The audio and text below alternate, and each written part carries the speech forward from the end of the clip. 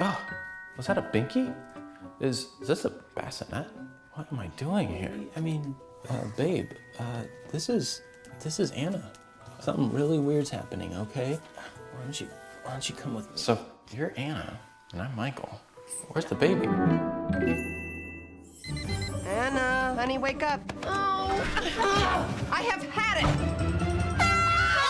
Hurry up! For the Coleman family, Mondays are manic. Bye, honey. Make good choices.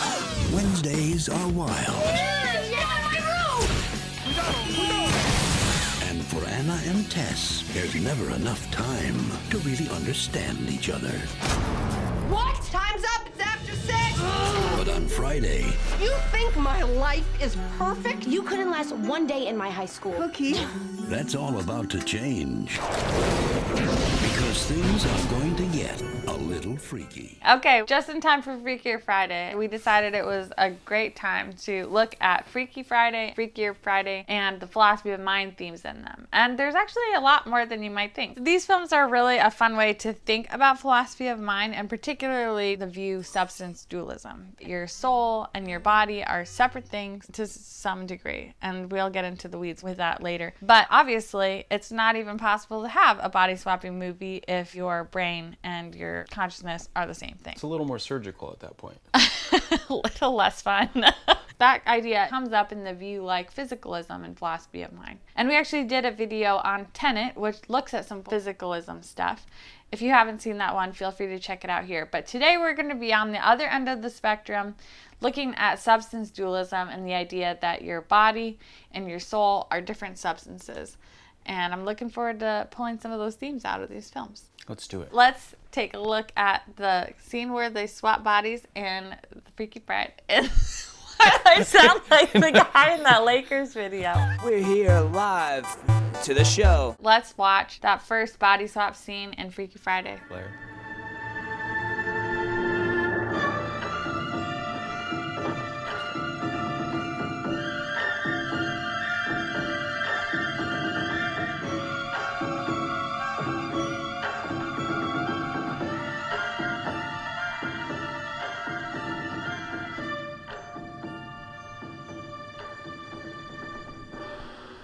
Just, I'm curious, do you feel like this is how you would expect to see a soul body swapping? Oh man, I don't think they have the like a shot for the other direction, but you get. That's true. Maybe once you like push over, it's like kind of push.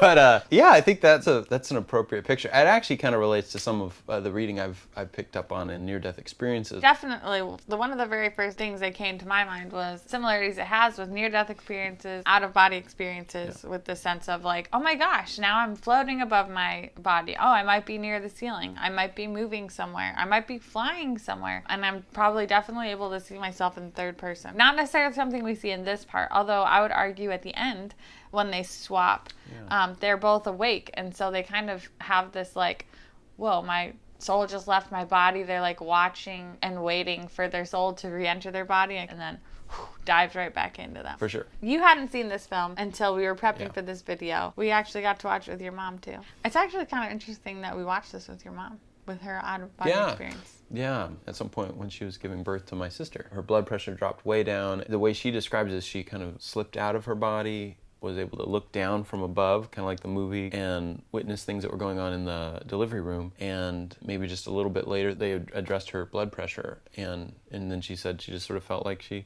again, kind of slipped back into her body. So yeah, that fits the visual style here. Yeah. Ooh, interesting. Speaking of soul leaving body, let's talk about Plato. And not the Plato kind of Plato. The Plato kind of Plato. The forms. Because they can make anything they imagine. Plato, who was actually one of the early philosophers who was thinking about the body and the soul, what they were, how they interacted. His view was that the soul actually gives life to the body, which also kind of highlights his view of the value of the body versus the value of the soul. Yeah, right. He had some sense of the body being something pulling back the soul, drawing us into not noble desires and appetites. And so it was a good thing that eventually we would die and be separated from our bodies. This body bad, soul good kind of thing. Yeah. He also kind of just viewed himself as his soul, which is interesting. So he has this story of when he was getting near his death, right before he drank the hemlock. He asked someone to tell his friend that he didn't plan to hang around, kind of a thing. He's like, I will be gone. And he's not thinking I is my body. He's thinking I am my soul. I'm going to be out of here. Which is interesting because in a way, I don't know that that is the most intuitive thing. It seems like there's a lot of times we think of ourselves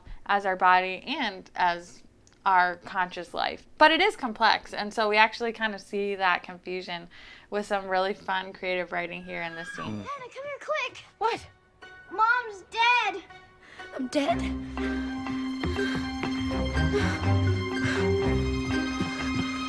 Come on, hurry. See? She's not moving.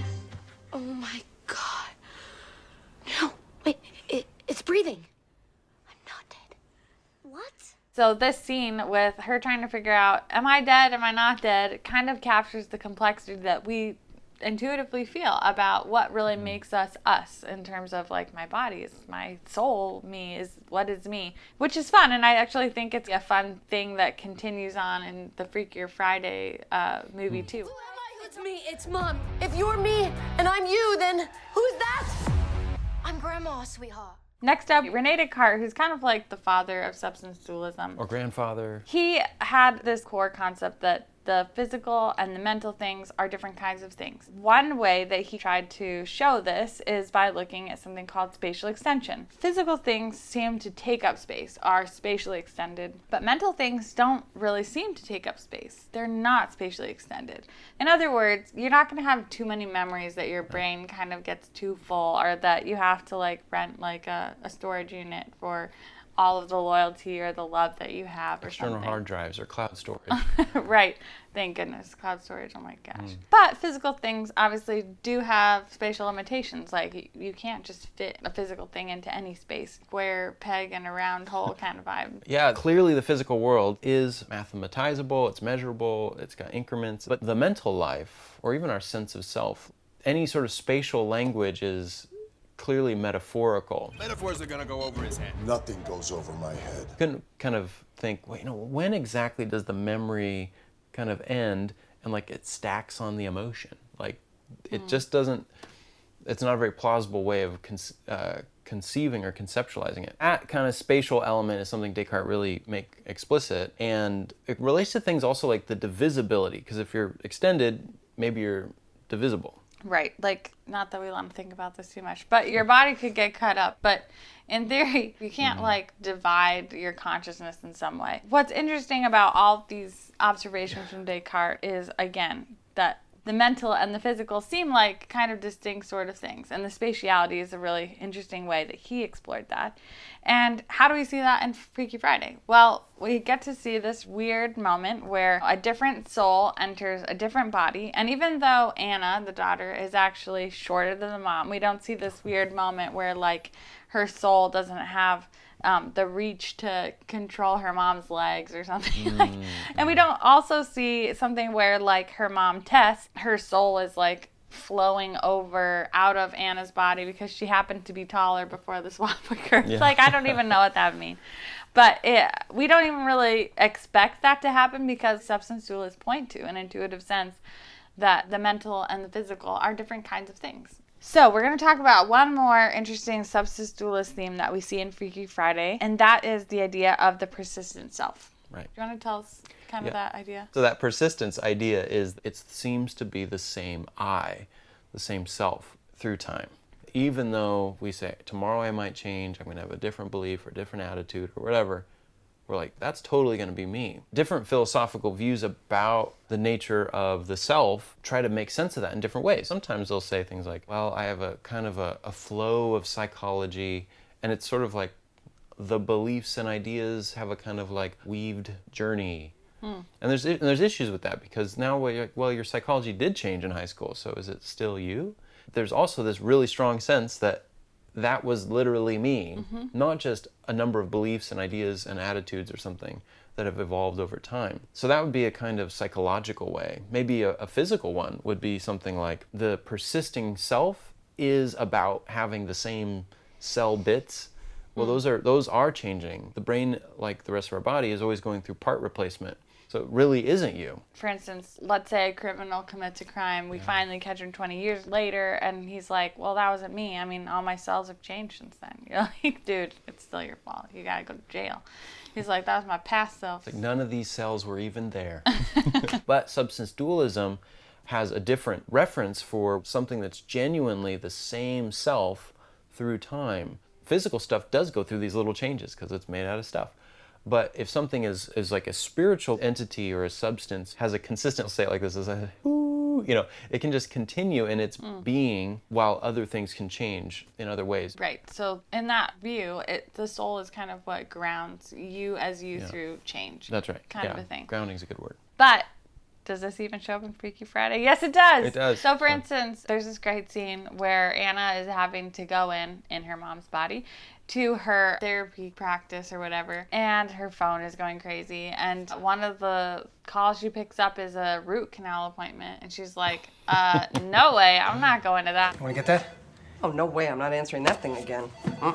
But it highlights the fact that she feels she will be the same person who will be there in the future to experience the dental discomfort of a root canal, which again is just kind of this intuitive sense that we have. Not that our future self and our past self are different selves, but that it's us in the past and we'll be the same one there in the future. Well, this is for when you lose your teeth.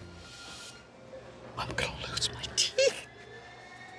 No! And I think that this does highlight the last thing that I want to just mention, which is every philosophy of mind view has its challenges. So we've brought up a lot of the physicalist, challenges. We've done that in our tenet video too. Substance dualism also has to wrestle with answering questions like, how does the body and the soul interact? Is our consciousness like somebody driving a car and your body's like the car and your consciousness is like the somebody driving? Or is it like your brain actually influences your consciousness? Like in instances where it seems like brain damage causes a personality shift of some kind. Or that your brain is actually just this gateway and your consciousness is this untouchable self that will never be harmed, but sometimes the way that your brain actually mediates that to the world can limit how much of your you is actually presented, like in the case of someone with a disability or something like that.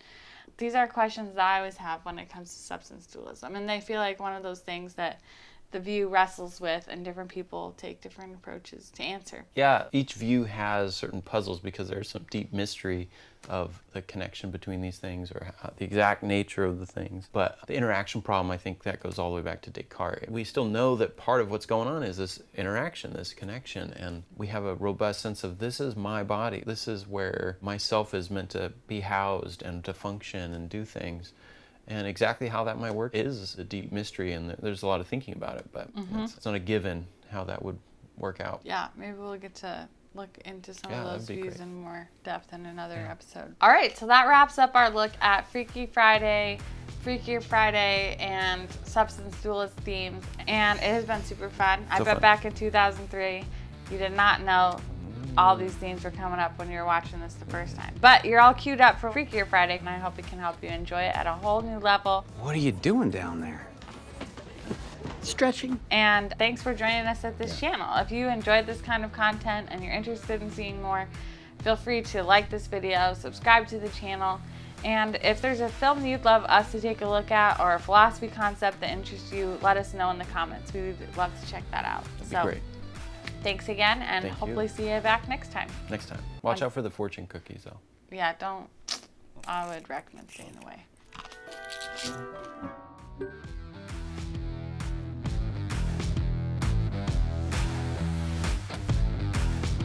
And if there's a video VHS, or a film. You have DVDs or LaserDiscs. If you bought this LaserDisc thinking it was a record of music, let us know if you want to talk about it. If you have something you want to buy that from us, let us know. If you want to buy this from us. This is kind of great.